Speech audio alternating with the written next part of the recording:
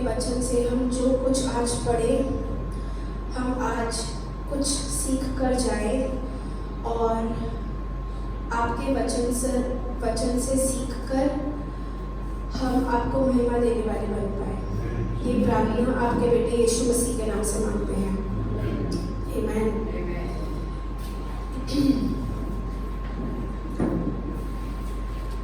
आज के वचन का शीर्षक क्या है ये हम बीच में देखेंगे, बट आइए हम सब अपनी बाइबल्स खोलेंगे। हम अपनी बाइबल्स को खोलेंगे रोमियो की पुस्तक, उसका 10वां अध्याय, उसकी 17वीं आयत।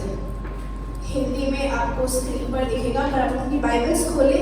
आई don't want you to see on the screen, I want you all to open your Bible. आप अपनी बाइबल खोले, रोमियो की पुस्तक, उसका 10वां अध्याय और उसकी 17वीं आयत। कोई पढ़ दे हिंदी में।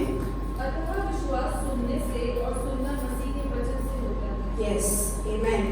एक और वचन पढ़ेंगे हम, प्रकाशित वाक्य 12 उसका 11। हम सब अपनी बाइबल्स को खोले to the book of Revelations chapter 12 verse 11।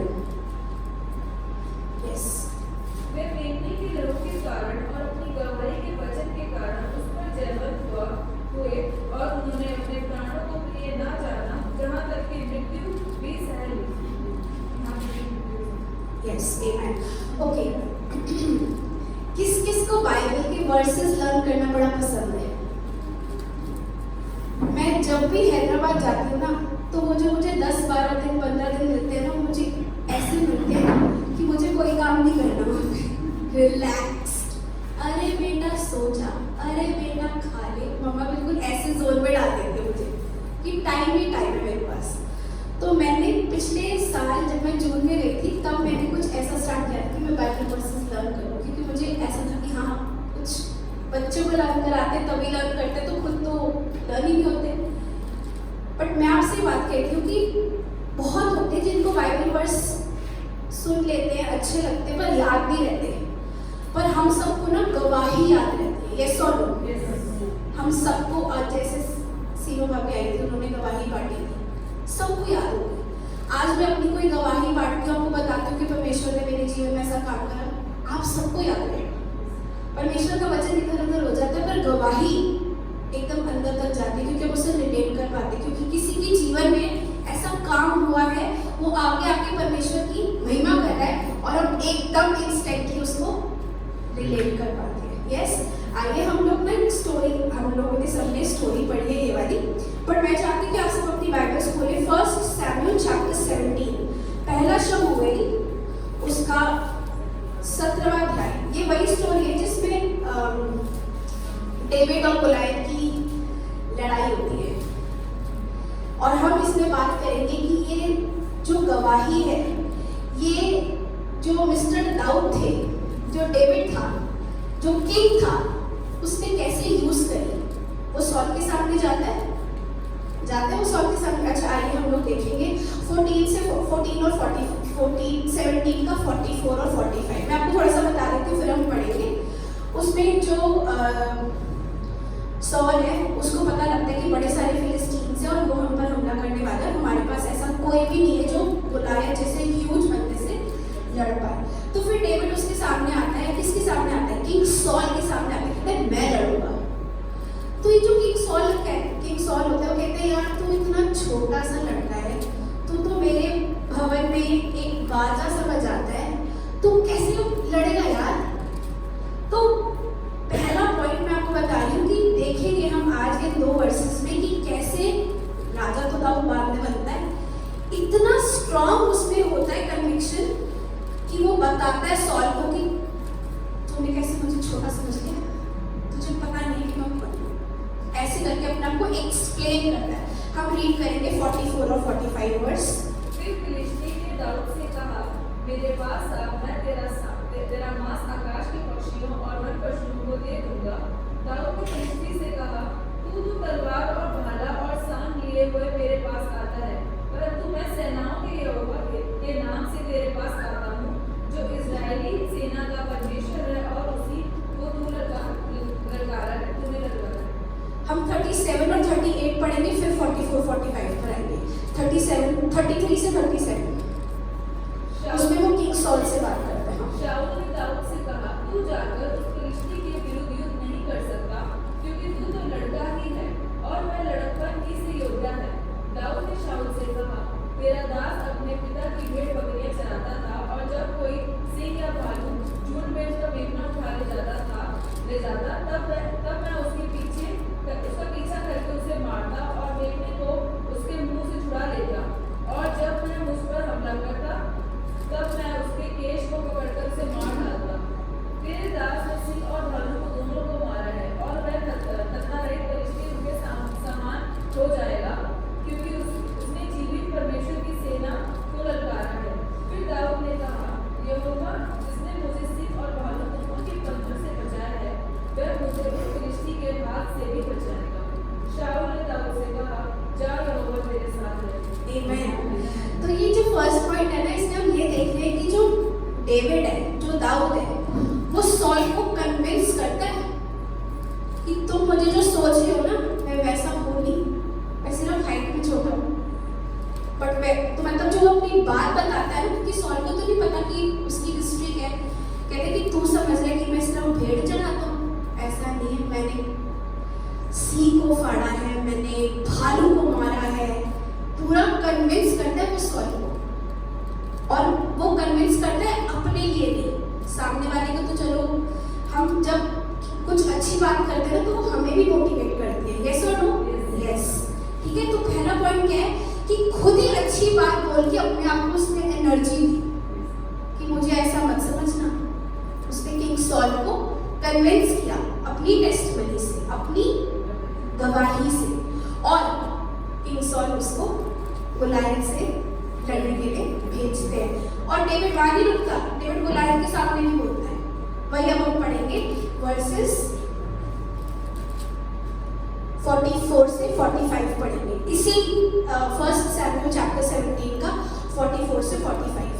फिर फिलिस्ती ने दाऊद से कहा, मेरे पास आ, मैं तेरा मांस आकाश के पक्षियों और वन पशुओं को दे दूंगा। दाऊद ने फिलिस्ती से कहा, तू तो तलवार और भाला और सांप लिए हुए मेरे पास आता है, परंतु मैं सेनाओं के यहोवा के नाम से तेरे पास आता हूँ, जो इजरायली सेना का परमेश्वर है, और उसी को तूने ललकारा है। और इसका रिजल्ट क्या होता है? 10-15 ये रहा इसका रिजल्ट। गोलायत को दाऊद मारता है, ये एंड है। तो इसका मतलब पहले पॉइंट में उसने अपनी जो गवाही है ना, उससे अपने राजा को कन्विंस किया, और दूसरी बार उसने गोलायत को एकदम से ललकारा। कह रहे तू मेरे सामने क्या खड़ा होगा, मेरे साथ मेरा परमेश्वर है। तो आपको क्या लगता है कि वो सामने वाले को डराने के लिए अपनी गवाही दे रहा था? अब सामने वाला डरता है या नहीं डरता, वो तो सामने वाले के ऊपर है। वो अपने आप को मोटिवेट करने के लिए उसने अपने मुंह से ऐसे शब्द निकाले कि मुझे नीचा मत दिखा, मेरे को पता है मैं कौन हूँ, मुझे पता है मेरे साथ कौन है। इतना कॉन्फिडेंस था उसमें डेविड में। यस, ये हमने एक स्टोरी देखी डेविड की। ठीक है, हम सब ये गवाही इसलिए बांटते हैं। अच्छा, सबके साथ सेम टाइम पर अच्छा, सेम टाइम पे ना अच्छा नहीं होता। किसी के साथ कभी अच्छा हो रहा होता है उस टाइम पर, किसी के साथ ऐसा हो रहा होता है कि शायद सामने वाले की जरूरत हो। तभी परमेश्वर कहता है एक दूसरे को उठाओ, क्योंकि वो इसलिए बोलता है क्योंकि उसको पता है कि पहले मैंने उठाया है, मैं फिर उठाऊंगा। आमीन। पहले किसने किया था? परमेश्वर। इसीलिए कहते हैं ना, पहले हम कितनी अगर मैं आज को देखूं कितनी मुश्किलें हैं, 10 साल बाद आज की लाइफ इजी लगेगी, फिर आगे के 10 साल बाद पिछले के 10 साल इजी लगेंगे। तो ये इसका मतलब क्या है? इसका मतलब है कि हमें अपने आप को खुद को स्ट्रॉन्ग करना है, ये जानकर कि पिछली बारी में जब मैं फंसा था तो मुझे परमेश्वर ने बचाया था।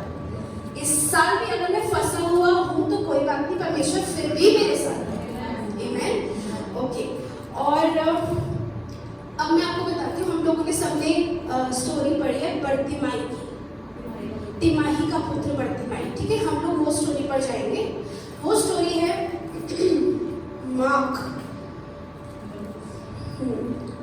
मरकुस का 10 उसका 46 से 52। मरकुस का 10वां अध्याय उसकी 46 से 52। इसको पढ़ने से पहले मैं आपको बता रही हूँ, देखो जो अंधा है उसने किसी को देखा है?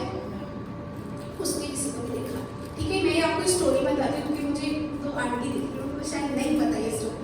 मैं स्टोरी बताती हूँ आपको। इसमें क्या होता है, एक अंधा बैठा होता है और उसको पता लगता है कि मेरे पास से ना यीशु मसीह जा रहा है, और वो ना तेज तेज चीखना शुरू हो जाता है कि यीशु मसीह मुझे बचा ऐसे करके। और फिर परमेश्वर उसके पास, यीशु मसीह उसके पास आता है और उसको होता है कि तेरे विश्वास ने सच्चा, उसकी आंखें उसको देखना शुरू हो जाती है। मेरा क्वेश्चन ये है कि आपको क्या लगता है कि उसको कैसे पता कि यीशु मसीह उसकी आंखों को वापस, उसकी आंखों को ठीक कर देगा? डेफिनेटली उसने कभी ना कभी किसी से सुना होगा कि यीशु मसीह जैसा एक पर्सन है, वो लोगों को हील करता है। अब देखो, सुनकर ही हम विश्वास करना शुरू हो जाते हैं। उसने देखा नहीं, मैं फिर भी रिंकू को देख रही हूँ, मैं फिर भी दीदी को देख रही हूँ, उसने तो किसी को भी नहीं देखा, बट 100% उसने यीशु मसीह के बारे में किसी से सुना होगा और उसको 100% श्योरिटी थी कि चीकू का चिल्लाऊं तो पक्का मेरे पास तो आएगी। अब हम ये स्टोरी पढ़ेंगे। मरकुस उसका 10वां अध्याय, उसकी 46 से 52।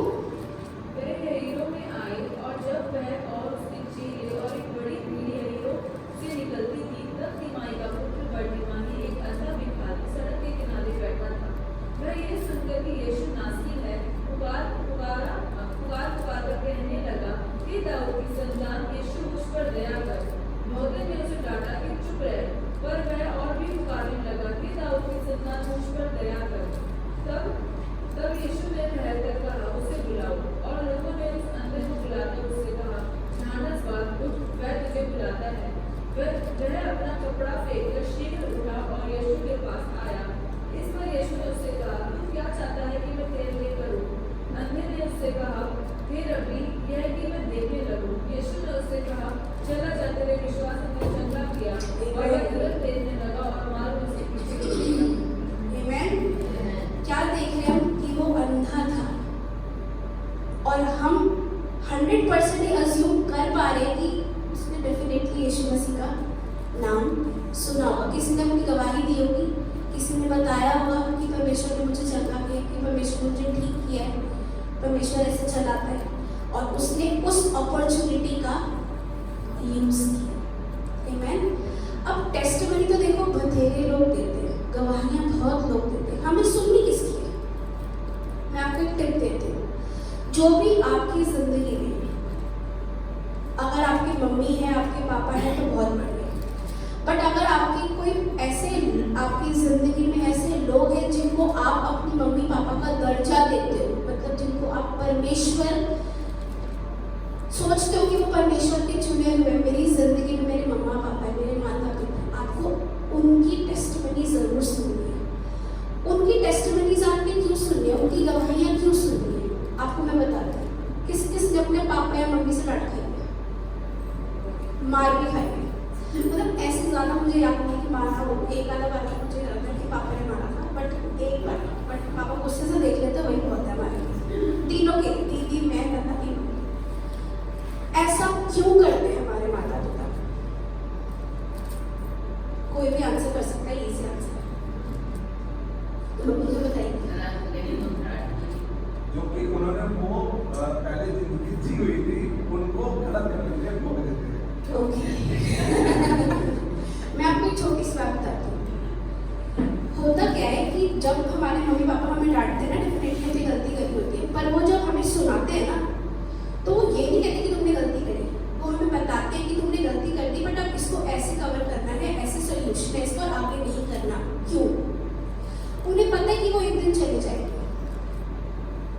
यस, हम भी पहले जा सकते हैं, वो भी पहले जा सकते हैं, किसी को कुछ नहीं पता, बट यस, अगर हम अज्यूम करें तो हमें पता है कि हमारे मम्मी पापा एक दिन चले जाएंगे। फिर कौन करेक्ट करेगा?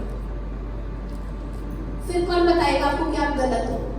फिर तो आपको एकदम रियलिटी स्ट्राइक करेगी।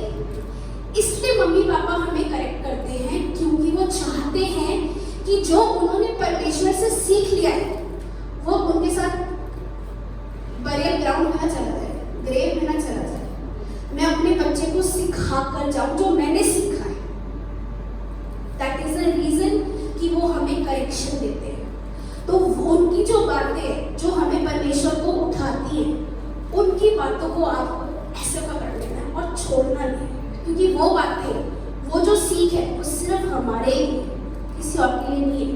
और हम सामने वाले को तब सिखाएंगे जब हम सीख चुके होंगे, हमें लगेगा अरे यार थैंक गॉड मैंने अपने पापा से सुन लिया, मेरे पापा ने मुझे बता दिया था, या मेरी मम्मी ने मुझे बोला था बेटा ध्यान कर।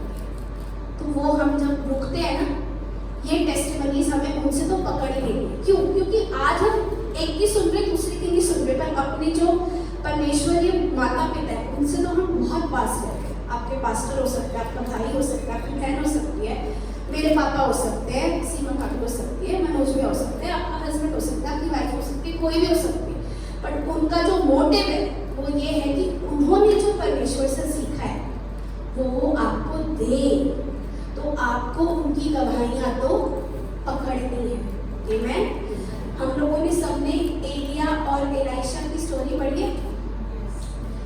क्या एलिया को एलाइशा की जरूरत थी? वो तो ऑलरेडी अपने साथ इतना बंदा लेकर आया हुआ था, बतेरे लोग परमेश्वर को लेकर आए थे। बट एलिया को पता था कि एक दिन जब मैं ऊपर जाऊंगा तो कौन ध्यान देगा उन लोगों का, इसलिए उसने एलाइशा को अपना कमांड दिया। और कैसे एलाइशा फूट फूट के रोया। आइए हम अपनी बाइबल्स को खोलेंगे, वो वाले पोर्शन में हम खोलेंगे दूसरा राजा, उसका दूसरा अध्याय और उसकी 11वीं और 12वीं आयत। दूसरा राजा, second Kings chapter 2 verses 11 and 12। वे चलते चलते बातें कर रहे थे कि अचानक एक अग्नि में रथ और एलिया बवंडर में से होकर स्वर्ग पर चढ़ गया। और उसे एलीशा देखता और पुकारता रहा, हाय मेरे पिता, हाय मेरे पिता, हाय इस्राएल के रथ और सवारों। जब वह उसको फिर देखना पड़ा तब उसने अपने वस्त्र पकड़े और फाड़कर 2 भाग कर दिए। यस, ये दिखा रहा है कि उसको लगा कि अरे जिसने मुझे इतना सिखाया है वो तो सच में चला गया, है ना। तो हमें ये आज चीज सीख लेनी है कि हमने अगर परमेश्वर को उठाना है तो हमारी जिंदगी में जो भी हुआ है हमें उससे अच्छा बोलकर उठाना है सबको, ताकि परमेश्वर उठ पाए। और इसलिए भी उठाना है ताकि हम खुद से मोटिवेट हो पाए, हमें वो एनर्जी मिल पाए कि नहीं, पहले परमेश्वर ने किया है फिर परमेश्वर हमारे लिए करेगा। आमीन। आइए हम लोग क्लोज करेंगे और हम लोग पढ़ेंगे भजन संहिता 26 का 7। Psalms 26 verse 7। मैं इंग्लिश में पढ़ रही हूँ और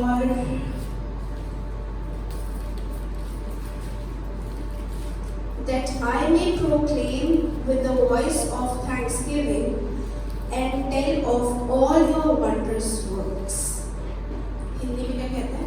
ताकि तेरा धन्यवाद ऊंचे शब्द से करूं और तेरे सब आश्चर्य कर्मों का वर्णन करूं। आमीन। इसीलिए परमेश्वर ने हमें बनाया है। आइए हम सब साथ में नहीं पढ़ेंगे, आप मेरे पीछे बोलेंगे, ताकि तेरा धन्यवाद ऊंचे शब्द से करूं और तेरे सब आश्चर्य कर्मों का वर्णन करूं। भजन संहिता 26:7।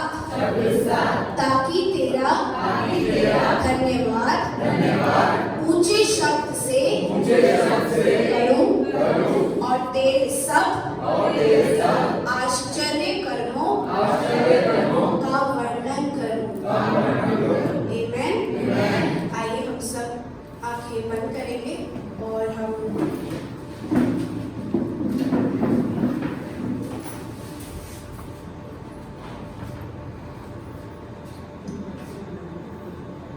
प्रभु आज के दिन के लिए धन्यवाद देते हैं, तेरे वचन के लिए धन्यवाद देते हैं। तेरा वचन तूने आज हमारे हृदय के अंदर डाला है ताकि हम सुधार कार्य करते हुए अपने जीवन में इस वचन को लागू कर देना। तूने एलीशा के लिए किया, तूने तिमाही के पुत्र बरतिमाही के लिए किया, तूने दाऊद को इस्तेमाल किया। वो भी तेरे बच्चे थे, आज हम भी तेरे बच्चे हैं।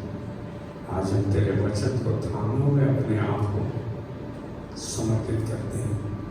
कहते हैं प्रभु यहाँ है, उपलब्ध है, जब चाहे, जैसे चाहे, जहाँ चाहे हमें तैयार करता हो अपने वचन के सामर्थ्य के द्वारा इस्तेमाल कर। धन्यवाद देते इस गिनती को सुनने के लिए, इन परिवारों को, इन बच्चों के लिए प्रभु, जो इनके निवेदन हैं, जो इनकी विनतियाँ हैं, जो इनके मकसद हैं, जो इस प्रार्थना से प्रभु आज यहाँ ये उपस्थित है। तेरा दास आज इस बात की घोषणा करता है कि तेरे सब मकसद, तेरी सब योजनाएं इनके अंदर, इनके द्वारा सफल और संपन्न होंगे। हम इनके अंदर, इनके द्वारा तेरी महिमा को देखते हैं। यीशु मसीह के नाम में हमारे पिता का प्रेम, यीशु मसीह का अनुग्रह और पवित्र आत्मा की सहभागिता जो उसने हमारे अंदर रख छोड़ी है, अनंत काल तक हमारे साथ बनी रहे। धन्यवाद से आमेन।